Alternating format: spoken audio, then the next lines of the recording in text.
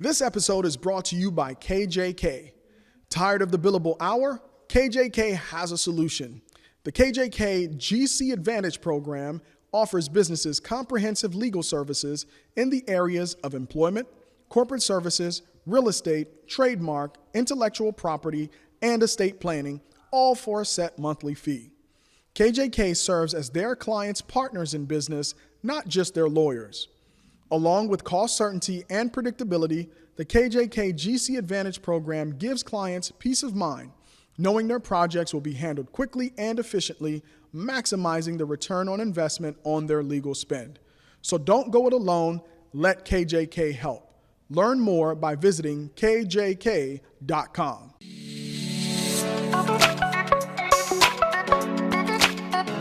614 Startups Nation, welcome to another episode of the 614 Startups Podcast. I am your host, Elio Harmon, and I have a very special guest. I know I say that a lot, man, but this one is very special. I have been following this man from the very beginning. I think it was a TED Talk that got me hooked on his content.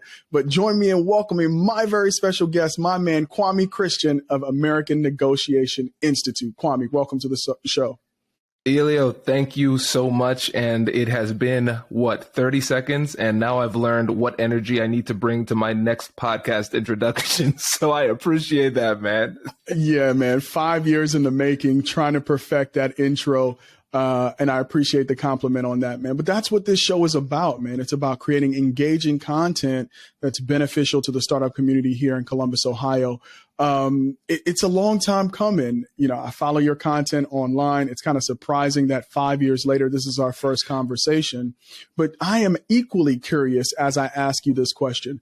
Who is Kwame Christian, and how did you come to live in Columbus, Ohio?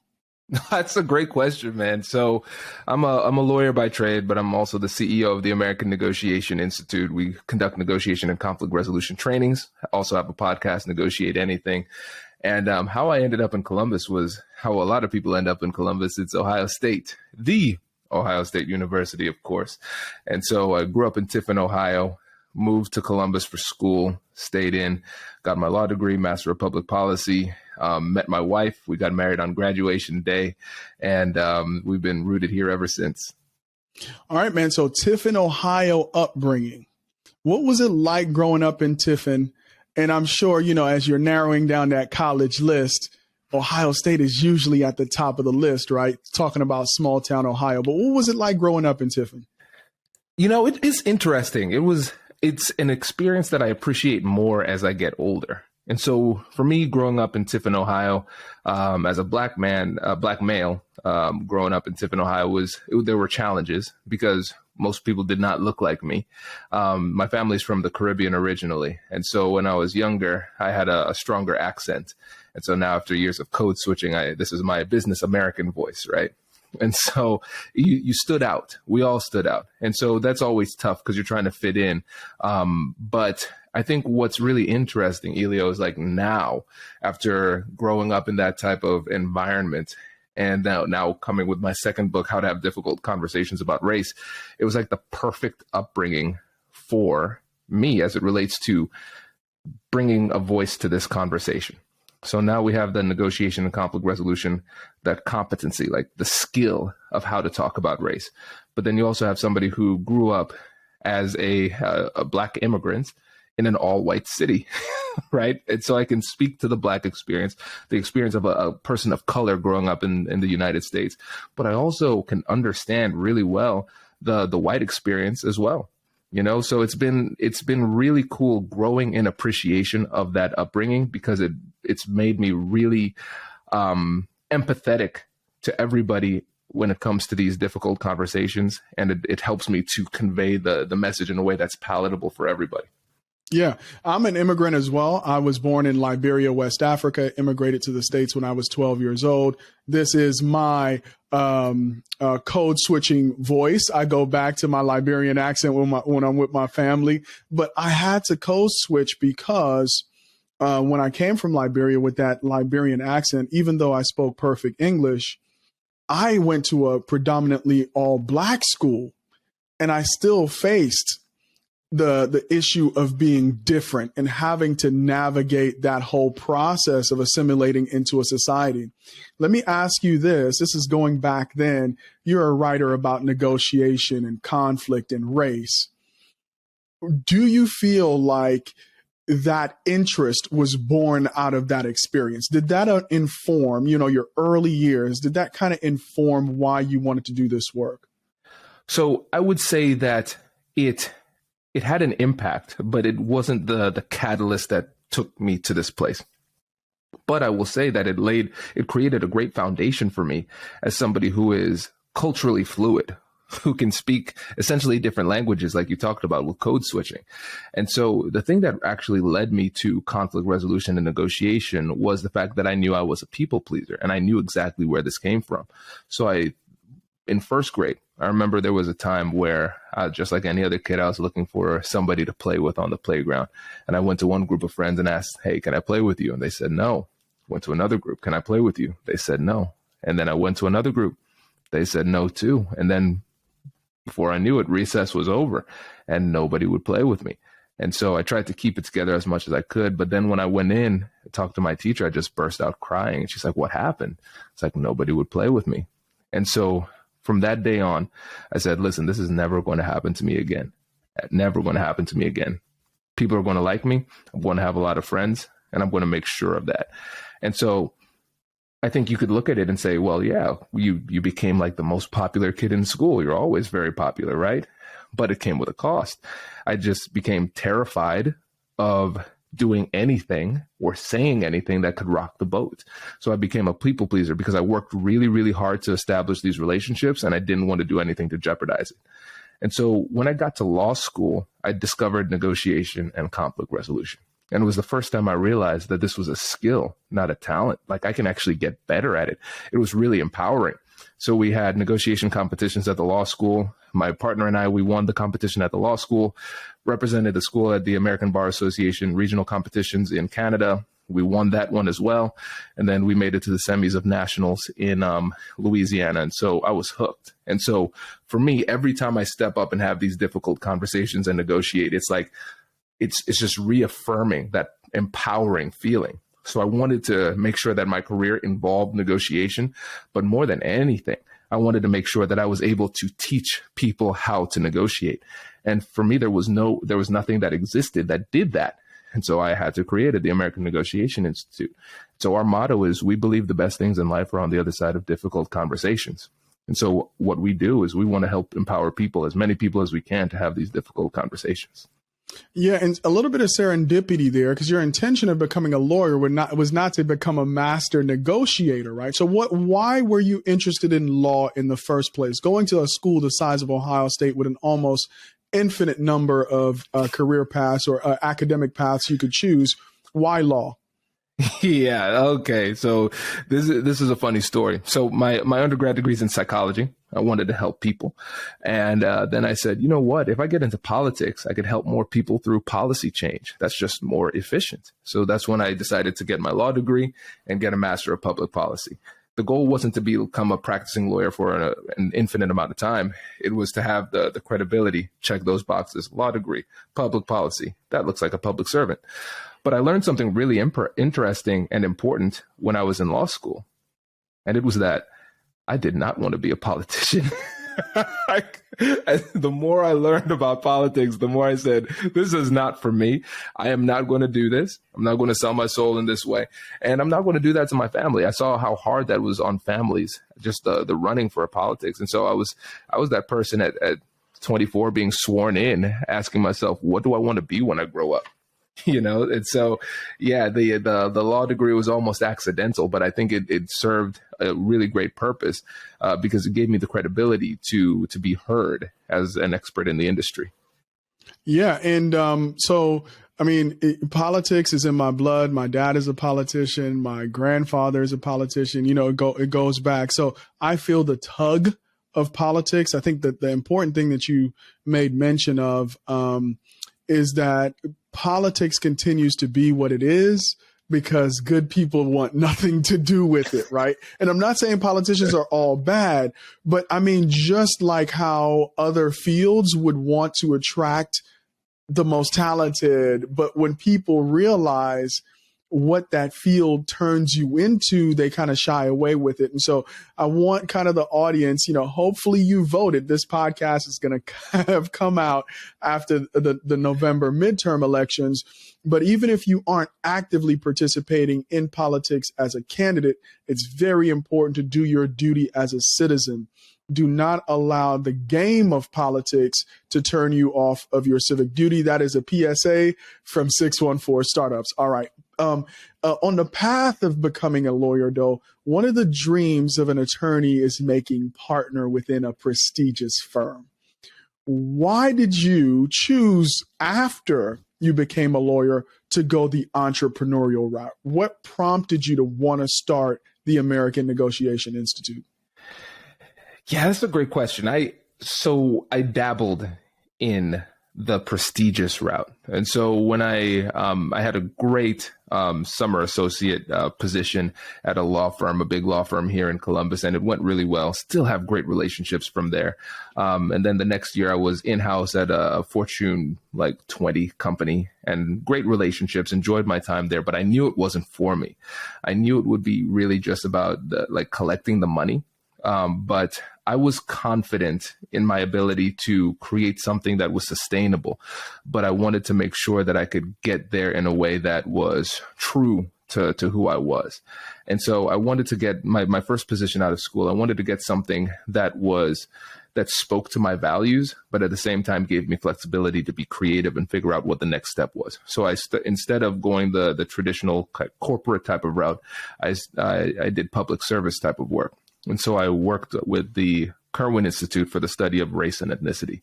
And so I did public policy work focusing on health equity. And so I was focusing on infant mortality, health disparities, and traveling the country talking about how we can address those issues, but more specifically, how we could create persuasive arguments in those fields to help to create positive change. And it's from there that I decided to make the leap to start my own thing. Yeah. So are you telling me that altruism isn't the reason that persuades people to do things that are right? You have to give them a persuasive argument. All right. So for all of you folks out there in the nonprofit world, this is not just for founders running for-profit businesses. OK, if you want to do good things in this world, you're going to need this skill of negotiation. And that's where I want to pivot. All right. Because we don't want any misunderstanding of terms here. So let's just get right to the core.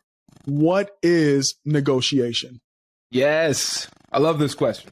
I ask this question at the beginning of every single presentation. And one time when I was in New York talking to real estate agents, we spent an hour on a slide that just said, what is negotiation? Just talking about it.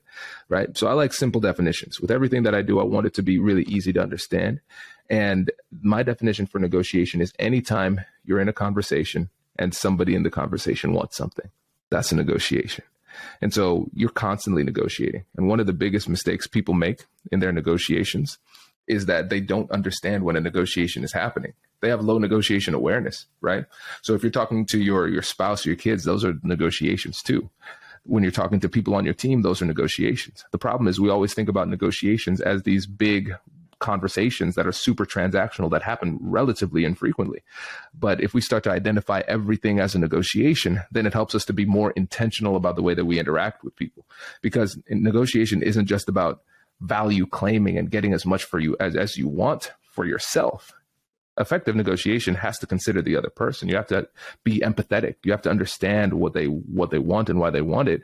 And then you also have to focus on the relationship. So for me, I don't think about negotiation as a skill, even though it is a skill. I don't think about it as a process, even though it is a process.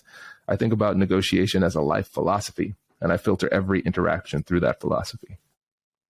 Yeah. And so you study psychology. Skill, yes. But the psychological component, and maybe if I could challenge you to go even deeper, the biological component of why we tend to not be naturally geared to be effective negotiators. What have you found in your research? Oh, we're going to have some fun here, Elio. All right, check this out. So when you think back to early humans, we were tribal in nature. We had to be part of the tribe in order to survive. If we were separated from the tribe, most likely that means we're going to die out in the wilderness. alone, right? And so when you think about the early humans who survived, those are the people who are going to be very focused on the community, who are going to be very sensitive to social rejection, because back in the old days, at that time, social rejection really meant death. If I'm out of the tribe, I'm dead, right? And so when you think about rejection and what that feels as an emotion, it's really powerful, because here's an example. Here's an example of how real this power is. So what they found is in one study, if you put somebody in a position where they are rejected, getting an analgesic, like a painkiller, actually diminishes the amount of pain they feel. Like rejection actually reverberates through our body, like true pain, right? And so a lot of times when you think about how people are conflict averse and afraid of negotiation, they're not necessarily afraid of negotiation. They're afraid of the prospect of rejection. And so in many ways, we're fighting we're fighting our biology. We're fighting our psychology. We're fighting the natural inclination in order to negotiate and effectively resolve conflict. And so that's why with my first book, Finding Confidence in Conflict, people are really surprised when they start to read it, because about 70-80% of it is focused on the internal side, right? Because for me, it doesn't make sense to give recipes to people who are afraid to get in the kitchen. If you want negotiation strategy, you can just Google that. There are tons of articles on how to negotiate. That's not the problem. Understanding what to do is not the problem. What's the problem is what is inside. And if you don't understand what your own personal, psychological, and emotional barriers are to having these difficult conversations, you're not going to have them, and you're not going to have them effectively. Now, before we get into talking about, because you know what the automatic reaction of the audience is, and I almost fell into it. Okay, so how do I get better at negotiation? And you just told me that like 70% of it is the inner game. But before we get into the inner game of it, I want to ask, like, there's a cost, right? So humans, psychology again, need incentives, right? And what is the cost to not doing anything? Because you could be so paralyzed by the fear that you just perpetually stay in this state of avoidance, right? You don't want to get better internally. You don't want to focus on the skills because it feels too daunting. What is the cost of not addressing this issue, both personally and professionally? So let me tell you what the standard negotiation expert response will be.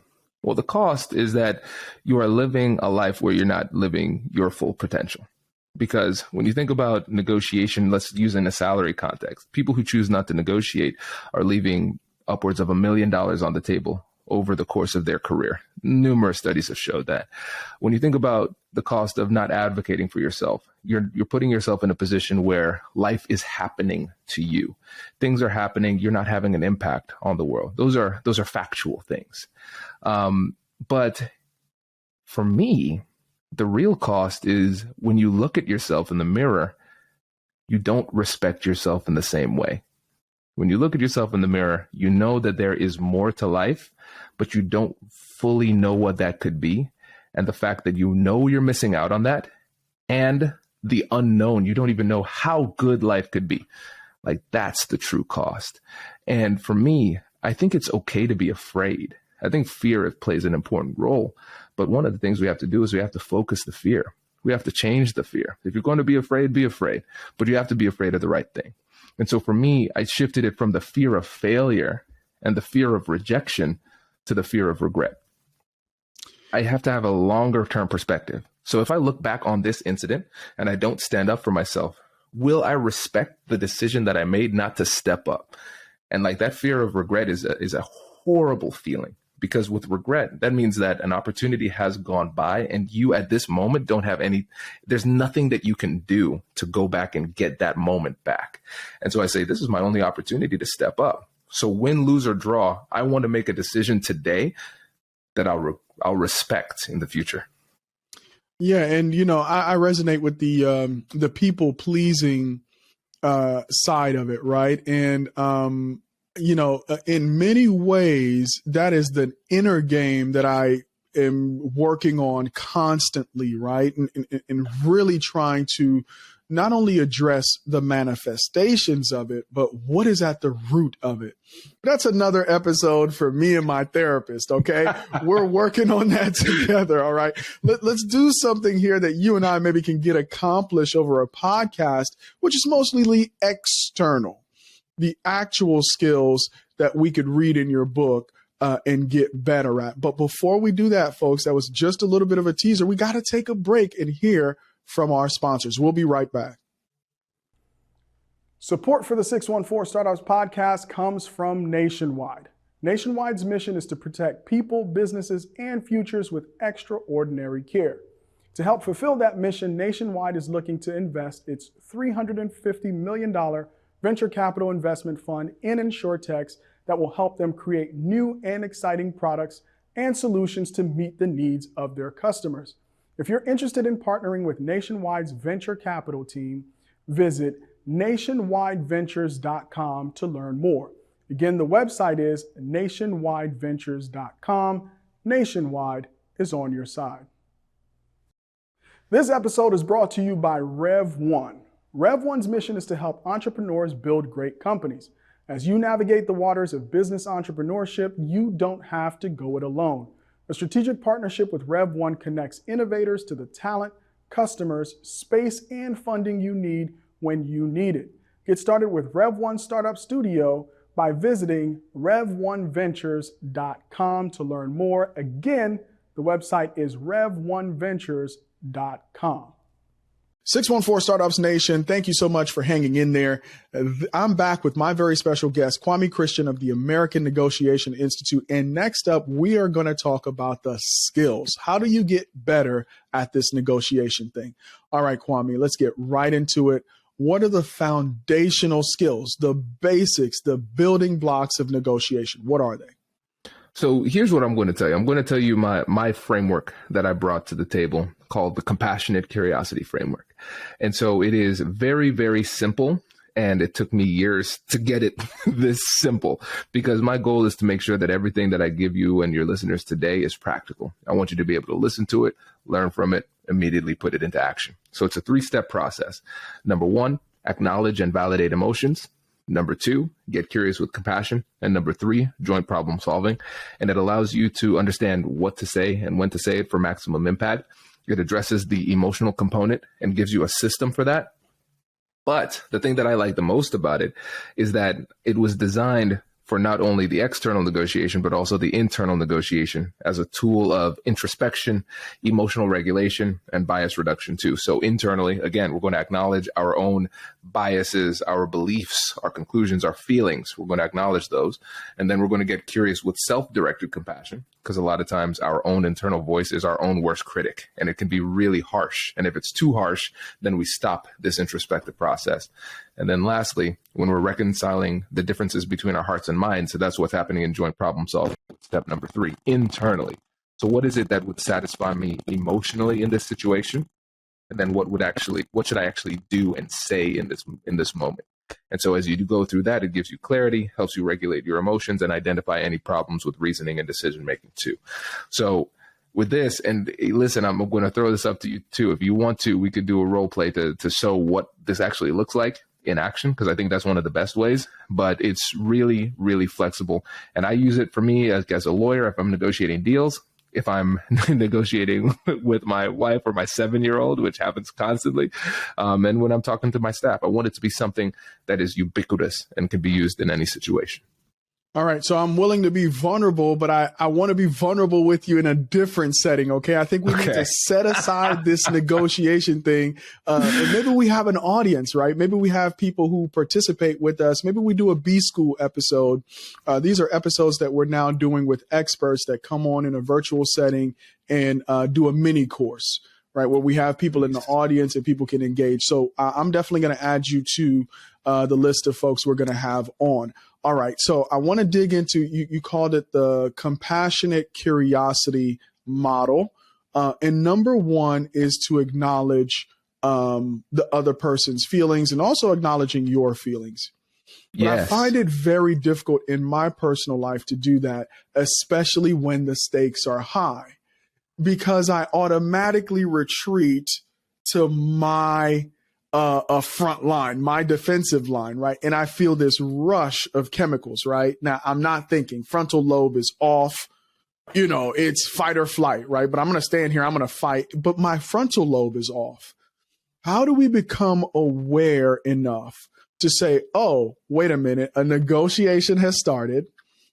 Let me not do what I normally do, and let me focus on this feeling acknowledgement. What do you teach your clients to do if they have a habit of that retreat and putting up a wall and starting from there in terms of a negotiation? Oh, this is good. Well, listen, man, when you start talking about lobes, that's when I start to get excited. All right. So let's talk about this. When we're emotional, we are going to be activating the amygdala. But the best version of ourselves, like the highest level of thinking, logical reasoning, executive function, that's located in the frontal lobe, like you said. But there's an antagonistic relationship between those brain structures. So the more emotional I am, the less clearly I'm thinking. And the more clearly I'm thinking, the less emotional I am. It's an either or proposition. And so we have to remember that it doesn't make sense to send a message to a person who is not psychologically ready to receive it. And at the same time, we have to be self-aware enough to recognize, hey, I'm not in my best emotional state. I need to slow things down. And so I'll defer to the wisdom of Bruce Lee, who said, I don't fear the man who knows 1,000 kicks. I fear the man who has practiced one kick 1,000 times. So one of the things I love to do is, as people try to complicate things, I just tell them, listen, you just need one technique. Just use this as the conversational baseline, right? So like you said, we have these conversational habits. So we need to be very intentional about replacing those conversational habits with this new habit of compassionate curiosity. And so for me, the more emotional I get, the more closely I hold on to the framework. I don't need to freestyle. I don't need to try something new. It works. And here's why it works scientifically. So when we are acknowledging and validating the emotions, what we're doing is we are labeling the emotion. We're giving an emotional label to it. And the reason this works is when you label an emotion to the other person, what they have to do is they need to determine whether or not they accept or reject that emotion. The part of the brain that does that is actually located in a part of the frontal lobe. So it activates the frontal lobe, which quiets the amygdala. So I'm going to say something like, it sounds like, it seems like, or I can tell that if it's very obvious. So if we're having a conversation, Elio, and I can tell that you're getting a little bit heated about the situation, I'm going to slow things down. Okay, compassionate curiosity. I know what to do. All right, correct me if I'm wrong, Elio, but it seems like the situation is really frustrating for you. Am I reading that right? And then I'm going to give you the space to vent, decompress. And I'm not going to contend. I'm not going to argue. I'm going to empathize. I'll say, okay, now correct me if I'm wrong. It sounds like you're saying X, Y, Z, right? I'm going to summarize it. And then I'm going to say, listen, that makes sense. I can understand why you feel that way, given your perspective and your situation, right? And I'm going to cycle through that until I recognize the emotional temperature in the room has gone down to a point where we've reached a point of stability. And now I can transition to step 2, which is getting curious with compassion, asking those open-ended questions. But it goes back to that word you said, it's that habit. Got to build that habit. Yeah. Now, Bruce Lee, all-time great, one of my favorite, classic old school kung fu movie lover here. Okay. But the thing about the guy who knows 1,000 kicks is every kick feels different. The guy who only practices one kick, that kick feels the same. So how do you truly, right? Because most of communication is not verbal. Yep. How do you truly communicate fully that this is not a dress rehearsal? Because it can feel like, oh, he knows negotiation. He's negotiating right now. So how do you take yourself out of this rehearsed thing? Because especially with a spouse, right? You have to be mindful that an acknowledgement of feeling is a real acknowledgement of feeling and not becoming routine, because a person across from the table can sense genuine interest in my feeling and not just a tactic. How do you manage through that without that becoming a routine that you just do because you know that's what you need to do? Great question, man. And it has to be authentic. That's the key. And one of the things I always tell people is I don't want people to become a negotiator who negotiates like Kwame Christian. I want you to become a better version of yourself. So when I use compassionate curiosity, it'll sound different from the way that you use compassionate curiosity. And we have to find our voice in this, especially if we're not used to empathizing. Empathy is a skill, and a lot of times we just don't practice it, right? And so we have to find our voice in it. That's the first thing. But more so than anything else, we have to legitimately care. We have to legitimately care. Because if we don't care, then it will be nothing more than a tactic. And you cannot be authentic in empathizing if you don't care, right? So that mindset is critically important. And I'll tell you, like, it's not easy. It's not easy. So you think about StrengthsFinder, how they rank your strengths from 1 to 34. For me, and this surprised like all of my friends, number 34 for me was empathy. Number 34 was empathy.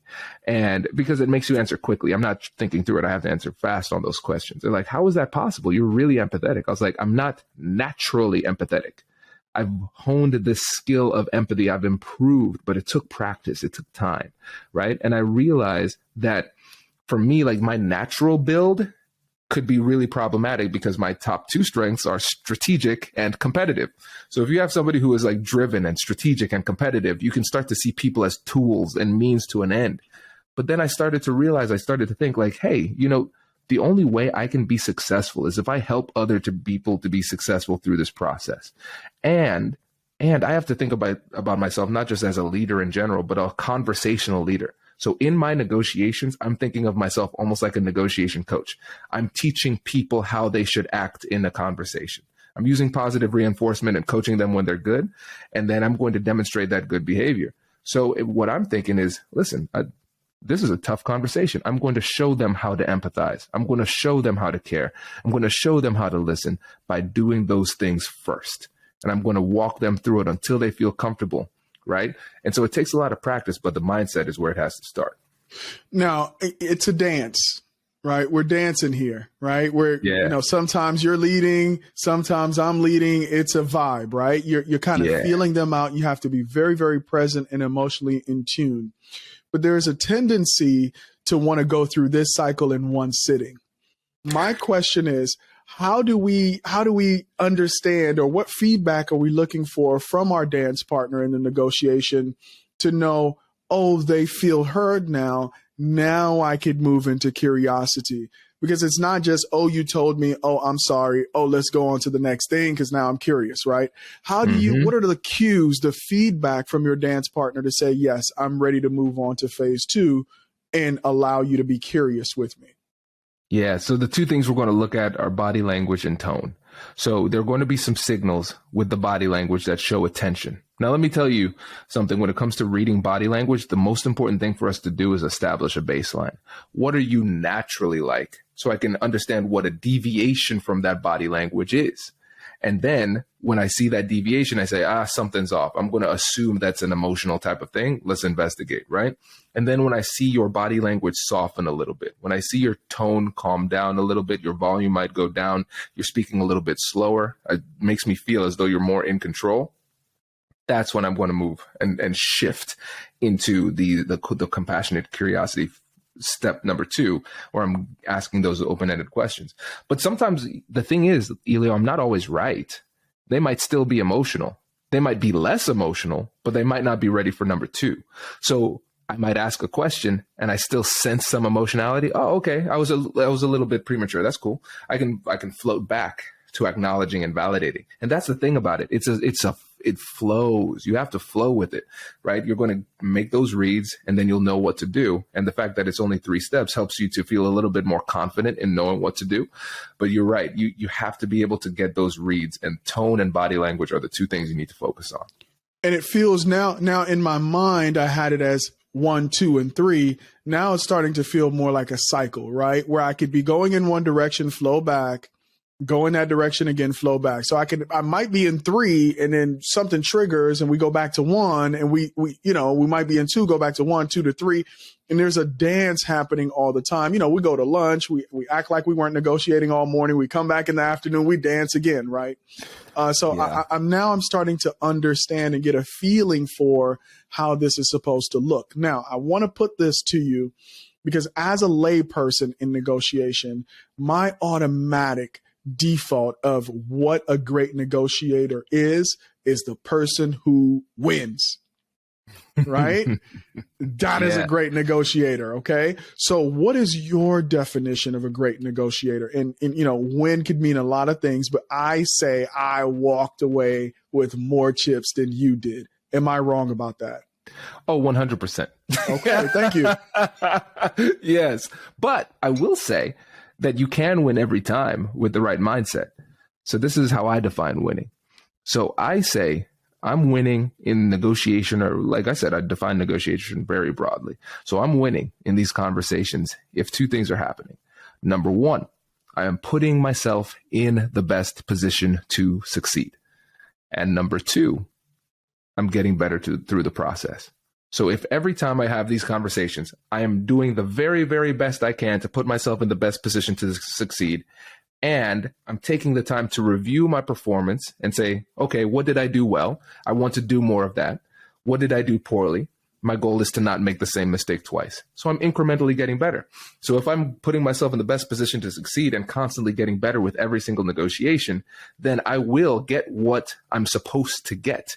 And here's the thing about negotiation. I don't think about negotiation as the art of deal making. I think about negotiation as the art of deal discovery. You and me, we're sitting down, we're having a conversation to see whether or not a deal is to be had. Now, it might not be meant to happen. Sometimes the worst outcome is forcing a deal that should have never happened, right? And then to the point of like who gets more, that's really arbitrary. It's really subjective too, because usually after a negotiation, people are like, oh man, you could have gotten 10K more. We will never know. And that's one of the most unsatisfying parts of negotiation, but it's real. And the thing is though, I get more the more I'm able to help the other person, just by the norm of reciprocity, right? And I'll go back to Bob Wolf, who was the sports agent for Larry Bird. One of the things he would say is that every single time I negotiate, I try to leave 10% of value that I know I could have claimed on the table. He's like, I know I could have gotten 10% more, but I'm not going to, because this is a long-term game.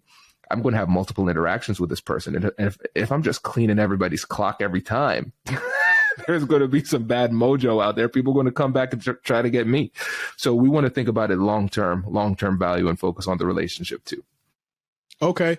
We value relationships here at 614 Startups, but man, listen, it's not my fault you can't negotiate. All right. It's not my fault that I'm better than you. No, I mean, that's a real question I'm about to ask. Okay. Because this is where the whole, the mismatch in negotiation experience really comes into play when it comes to founders and startups.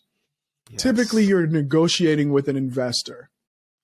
They negotiate this type of deal day in and day out. This is your first one.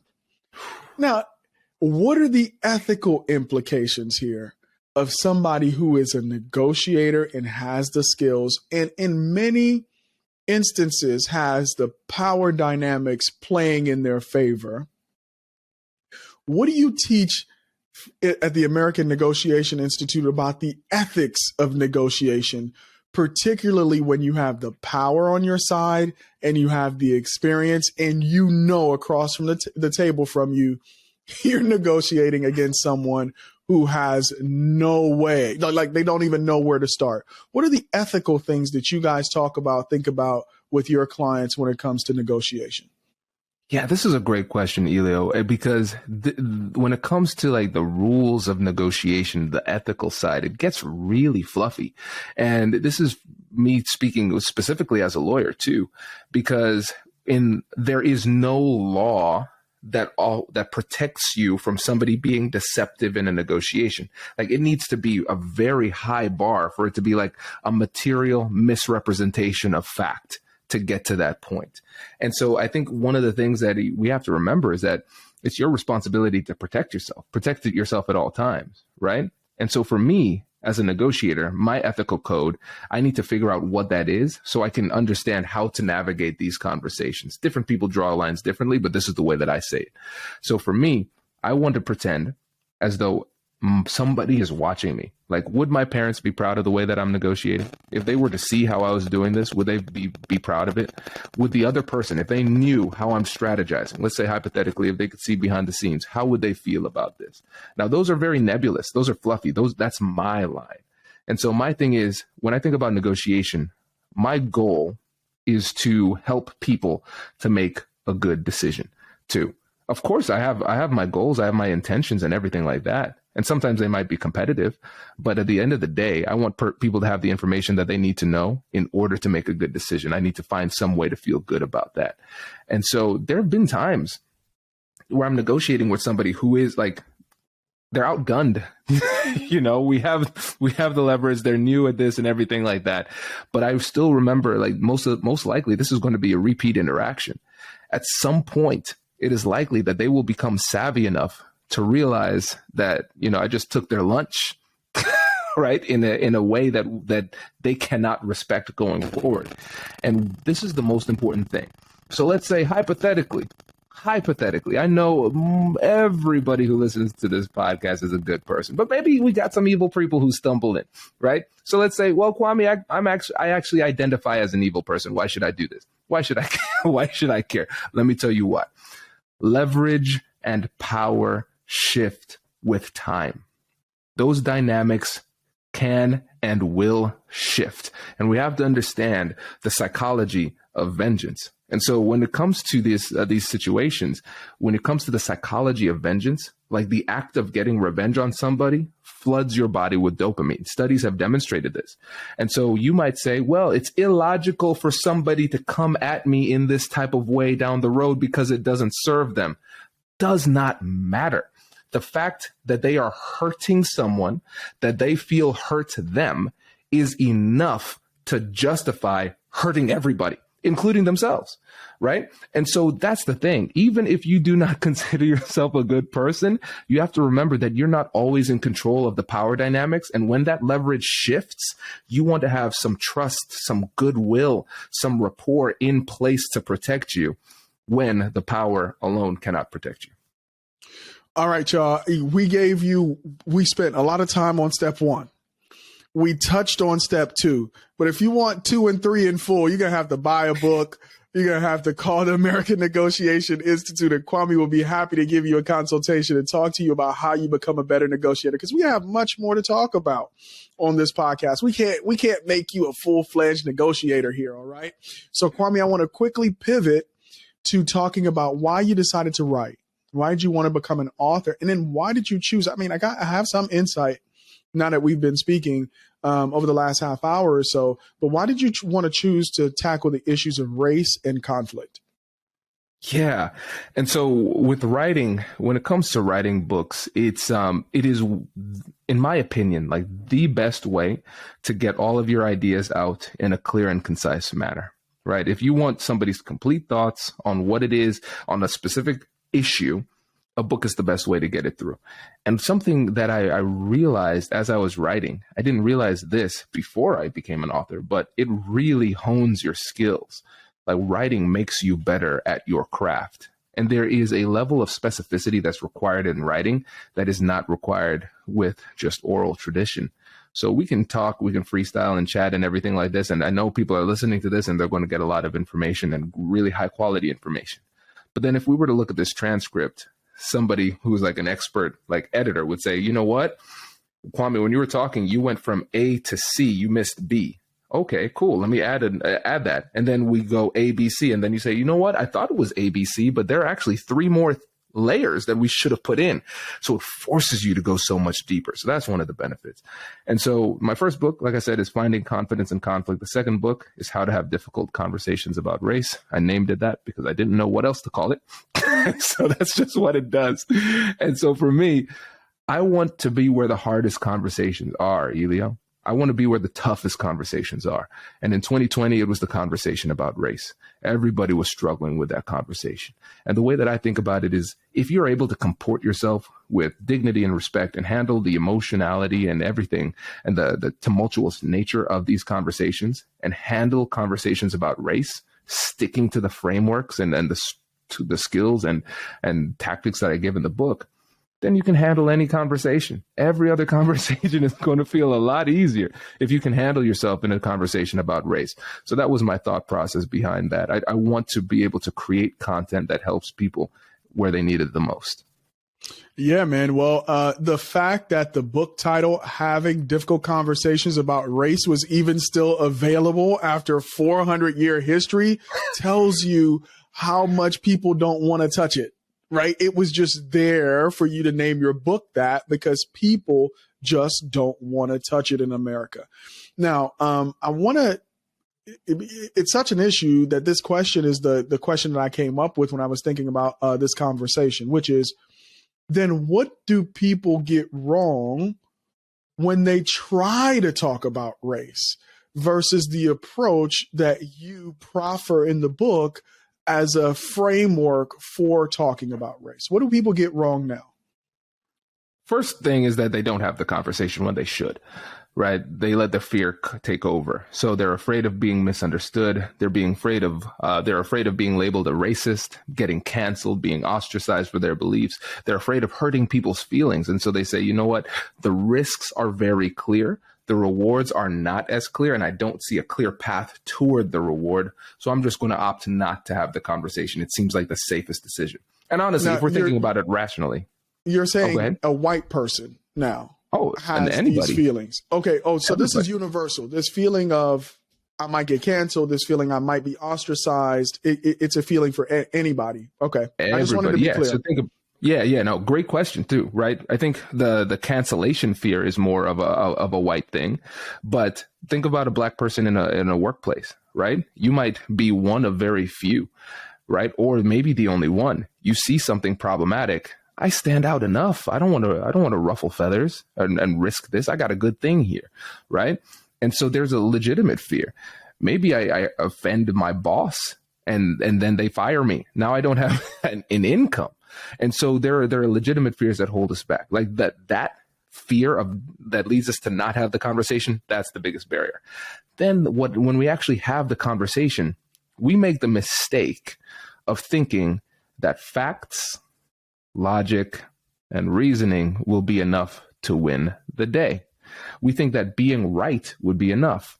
Coming with our morals and saying what is right and wrong will be enough. And it is a really scary and frustrating place to be when you realize your facts don't work. And we've all been in those conversations. I did my research. I brought this to the conversation. I'm well researched. And then somebody says, nah, I don't agree with you. Based on what? And then we blow up, and now things get really frustrating. And so we need to be able to manage the emotions in these conversations. And the conversations about race are going to be more emotional, and any sensitive issue, especially if it's identity related, are going to be more emotional for two main reasons. Number one, morality, what it means to be a good or bad person. And then identity, what does it mean for a person like me to be in this situation? What does a person like me think? Well, how does a person like me feel?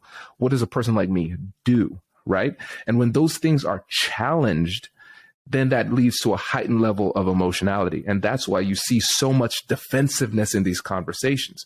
We can't even have a true conversation because people are too busy protecting who they are, their identity, and then who they are as a good person, their morality. And if we can't understand where that emotionality comes from, and if we don't have a framework to address the emotionality in these conversations, we're pretty much doomed to failure.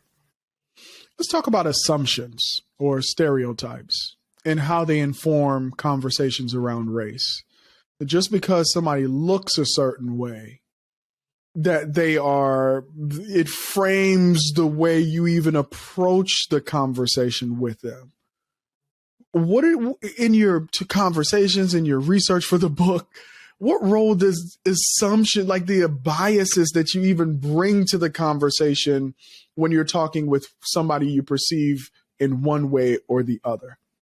I have a whole chapter on bias and psychology of this, and also the assumptions too. We assume people think certain ways or believe certain things because of what they look like. But I think people would be shocked to know the races of some of the people that, like, of the conversations that I have outlined in the book. So there, like, throughout the book, there are all these examples of like how the conversation could happen, how it could happen when it's going well, how it could happen when it's going wrong. And outlining that, I think people would be pretty surprised because, you know, it doesn't, your race will inform your lived experience, but it doesn't you're not destined to believe certain types of things. And so when we think about bias and the way that the brain works, it's really fascinating, scary, but also fascinating how this works. So, for example, I give a story. I talk about a study in the book where we have these participants who are tasked with giving a taste test for some wine, but they do it in an MRI scanner so we can see the brain activity. So cool. So taste this wine, and this wine is expensive. Here's the price point. Taste it. Tell me what you think. And now taste this wine. This wine is cheap. Taste it and tell me what you think. And they say, oh, this expensive wine, it tastes better. And then you look at the brain scan and you see actually more activity in the brain as they taste that wine. So their subjective interpretation matches what is happening beneath the surface in the scan. What they don't know is that it's the same wine. But because they believed it was more expensive, it actually changed in a real sense the way that they experienced the wine, right? And so we have to remember, as we're having these conversations with people, our biases, our perspectives, they're going to twist the reality of what's really happening. And so when we're thinking about our approaches to these conversations, we have to remember that we might be walking around in like the same place, observing the same things, while at the same time living in very, very different worlds. And once we start to appreciate just how powerful the psychology is, that's when we start to realize, oh, this is not just about data. This is not just about right and wrong. There's a lot more happening here, and we have to have more nuanced tools to address those things. Yeah. Now, correct me if my perception, not even correct, because everybody has their perception of these two things. But I want to put this in stark contrast because it has a lot to do with how we approach inequity, at least in the startup world. We know what the data is in terms of funds raised, but I want to take it from a different direction. So you see the issue of like investor bias, right? So yeah. The default reaction is, well, these things exist because these biases exist. And when you look at me, you get that cheap wine, expensive wine experience versus when you look at somebody else, right? So you're judging me probably like, you're not going to be able to handle the ups and downs of what it takes to build a startup. And so you're a little bit more risky. But man, this wine over here is tested and tried. I'm going to put my money with this wine, right? Psychologically. But I want to take it from a different, I think that has been not exhausted, but that is a common, that conversation. Yeah. The other conversation that I want to have is the reaction to affirmative action, which was very visceral and is still argued today. And what is DE&I? Because I don't think that reaction is equally visceral, right? Mm-hmm. And so what are your thoughts on that? Because I feel like the initiatives that are couched as DE&I in terms of dealing with the issues of diversity, equity, and inclusion are not as visceral. However, there are still feelings about these programs and what they actually mean. And so how do you think race plays into our approach as founders and investors with dealing with the issues of inequity when it comes to funds that are raised and the programming that is now being designed around diversity, equity, and inclusion? I know that was a long question, but the preamble, I think, maybe sets us up for what we need to talk about. Absolutely. So let's talk about affirmative action first, right? And so when people talk about make arguments in favor of affirmative action, they use fairness oftentimes. When people make arguments against affirmative action, they use fairness a lot of times. And so as you start to dig into it, you start to realize that the word fair, it means very different things to different people. And so whenever I'm doing trainings, somebody says the word fair, I'm like, oh, we got the F word. I wondered how long it would take for us to realize that. And we think about fairness in terms of an objective reality, but it's still very subjective. And so what we think about this, Elio, if we're watching a sporting engagement, right, a sporting event, you know, there's one thing that you never hear the winners do. The winners never complain about the refs. I won. Why would I complain about the refs? If I don't see if things are going well for me, then it is in my best interest to assume that everything was fine, right? And so there's a lot of confirmation bias that goes into it, because if I start to think that this was inequitable or unfair, then I think it calls into question where I stand too. And so it's a threat to who I am, my identity, not just about the objective reality of inequity. No. This is about like who I am as a person. That is the true threat, right? And so that is really a lot. That's where the visceral reaction toward affirmative action comes from, because people will talk about it in terms of fairness, but really a lot of times it's about identity, because it calls into question the validity of their own accomplishments. So that's where it is with the affirmative action. Now, with diversity, equity, and inclusion, I think what was done with that movement was that it was strategically designed in a way that makes it a little bit more palatable, right? So diversity, okay, that seems a little bit less threatening. So it's not just a binary choice, you versus me. It's all of us together. Inclusion, again, we all are included. Yeah, go ahead. Got to interrupt you on this because the thought just came to me and I don't want to lose it. Go ahead. That diversity was not necessarily about the makeup of the company. It was couched in we need to reflect the communities that we serve. Mm-hmm. Oh, okay. It's not about the staffing ratios. When I look out and I see the customers we serve, it kind of makes sense. I just wanted to make that point in terms of how some of these things were looked at differently to produce a different result. Absolutely. But it to that point, Elio, it speaks to the strategic nature of the semantics of the argument, right? Because if we can think about it in terms of how we win together, it's kind of like what we were talking about in the last segment, the win-win. I can see value in it. It's less threatening.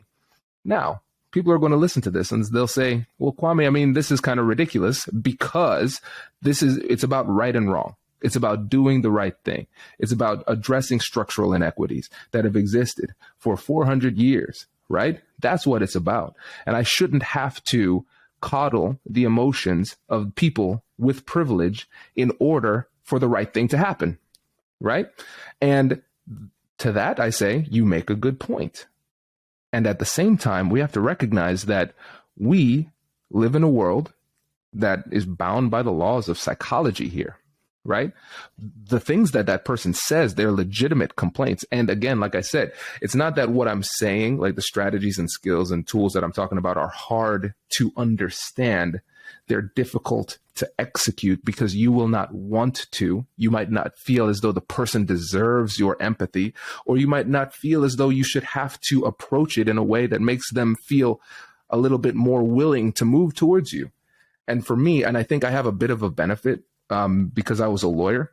And so for me, I can't say, let me go into a negotiation and the person offends me. And then I just like insult them, just let them have it, like lay into them and then go back to my client. I'm like, man, you should have seen me in that negotiation. I crushed them, hit them with the 1-2. And they're like, cool, Kwame. Well, did we get the deal? I'm like, no, man, they hate us, but I let them have it. I let them know, right? For me, I have to be outcome oriented. And so I will use whatever tool, a tactic, and strategy gets me to the outcome that I'm looking for. And if my outcome that I'm looking for is equity, is fairness, is justice, those type of things, I have to realize that a lot of times in the process of achieving those things, I have to sacrifice what would make me feel good in the moment, which might be lashing out in order to meet the objective. Yeah, man. Well, we got to take a break. I hate to do this, but we have to take a break, people. I could talk to him about this all day. All right. Thank you guys so much for hanging in there. We're going to take our final break and then we'll be back for a final word from Kwame. Hang in there. Support for the 614 Startups podcast comes from Book and Street. Book and Street provides finance and accounting solutions for startups in the Midwest and beyond. From strategic financial support to bookkeeping and everything in between, they've got your back office covered. Let their experienced team of finance and accounting professionals help your startup get it right from the start. Learn more at bookandstreet.com and set up your free 30-minute consultation with their team today. Today's episode is sponsored by the City of Dublin's Division of Economic Development. The City of Dublin provides world-class, tailored business services and resources to ensure the best possible environment for businesses to recruit talent and thrive. Because of this strategic focus and commitment to employer growth, Dublin is the only accredited economic development organization in the state of Ohio. The City of Dublin supports startups and entrepreneurs by offering targeted resources and training programs to grow companies that are financially sustainable, innovative, and committed to creating jobs. Learn how other businesses depend on Dublin. Visit thriveindublinohio.com.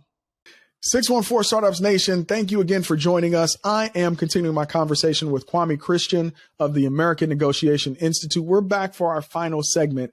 We've talked a lot about what you do in terms of the service that you provide, but now I want to talk about what you do as a founder, as a business owner. So the American Negotiation Institute, we know what you do, but what is the experience of being an entrepreneur? What are some lessons that you've learned along the way starting this company and getting the company? I see you already smiling and laughing. What are some of the lessons that brought you to where you are today? The first lesson that I've learned is that everything is harder than I thought it was going to be. Starting a podcast was harder than I thought. Generating consistent revenue was harder than I thought. Managing a team is harder than I thought. And then I also had this, it's funny to say it now. I had this idea that like at a certain level, it would start to get easy. Like things would start to coast and things like that. It's like, okay, cool. I got to a certain level. I hit that magic number. This is great. I'm good. Right. And then things got harder, Elio. I was like, this is not what I anticipated. And so I think the surprise of the difficulty was at the time, I'll say disheartening, but now with a new mindset, I think it's really encouraging because it makes what I do harder to replicate. So I'm in a very narrow niche here with negotiation and conflict resolution.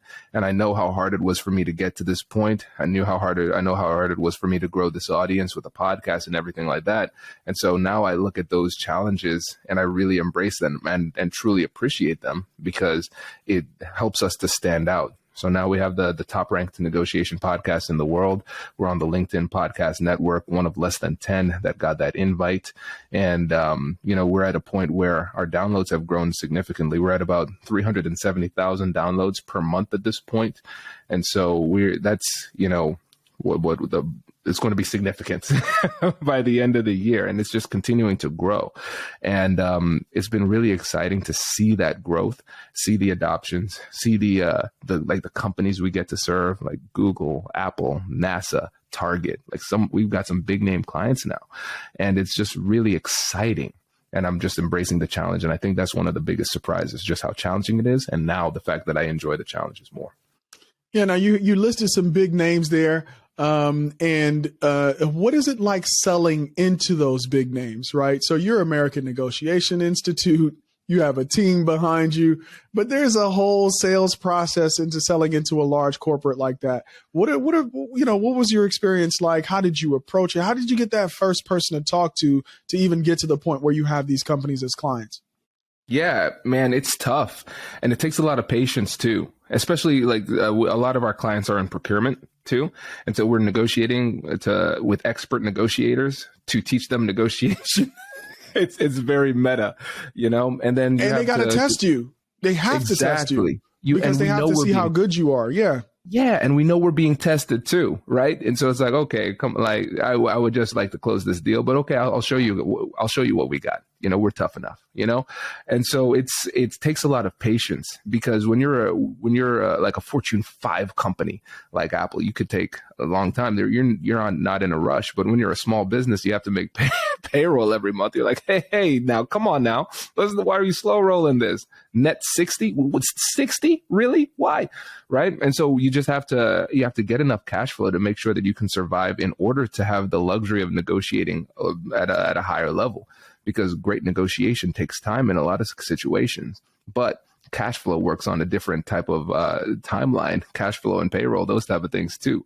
So with more success, we're able to flex the negotiation skills that we knew we had, but we just didn't have the privilege to execute upon, so that was another interesting challenge too, as we grew.